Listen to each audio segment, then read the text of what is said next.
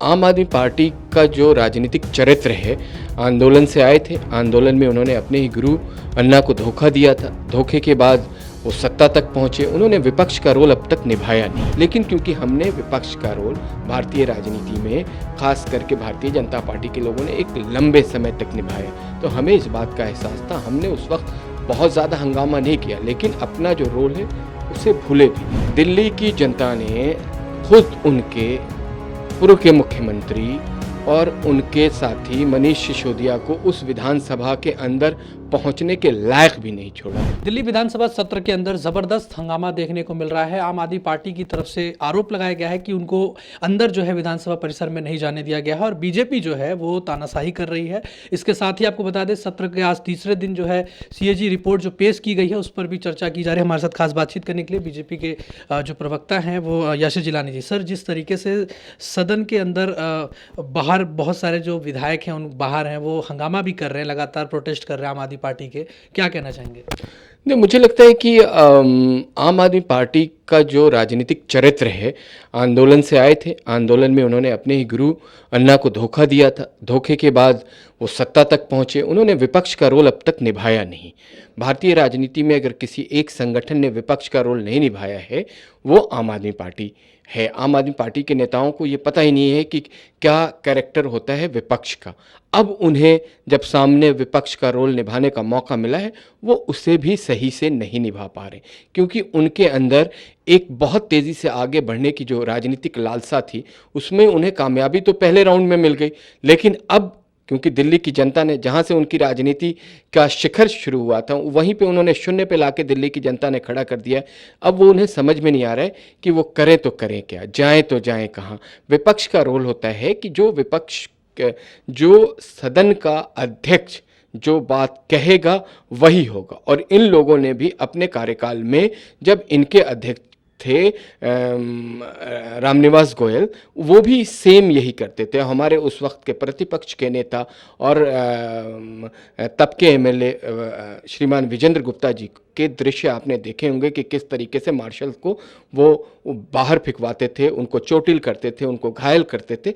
लेकिन क्योंकि हमने विपक्ष का रोल भारतीय राजनीति में, खास करके भारतीय जनता पार्टी के लोगों ने एक लंबे समय तक निभाया, तो हमें इस बात का एहसास था। हमने उस वक्त बहुत ज़्यादा हंगामा नहीं किया, लेकिन अपना जो रोल है उसे भूले भी नहीं।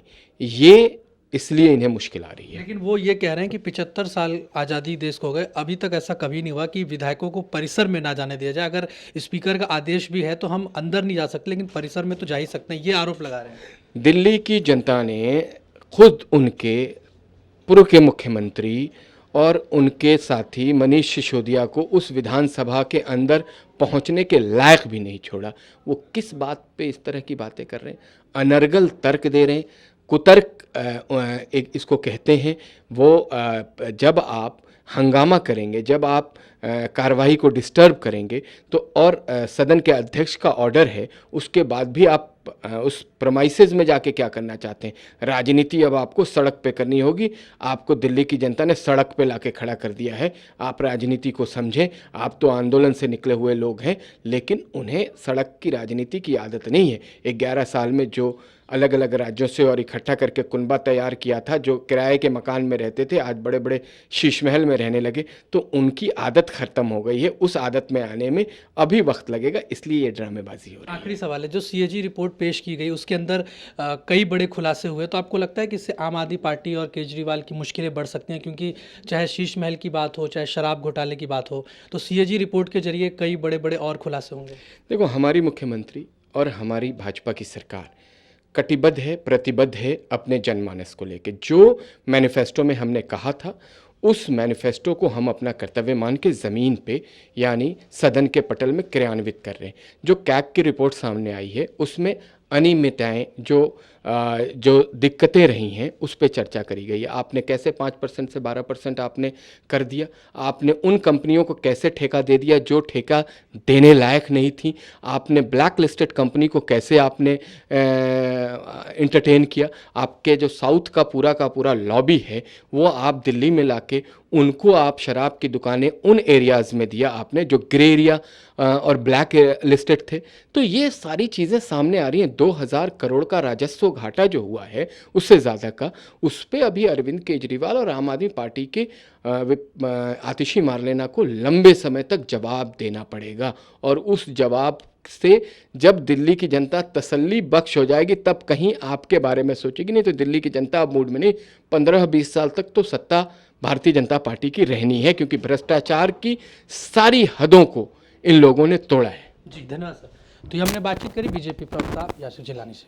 वीडियो जर्नलिस्ट अमन के साथ मैं हिमांशु दुबे, डेली 24 भारत दिल्ली।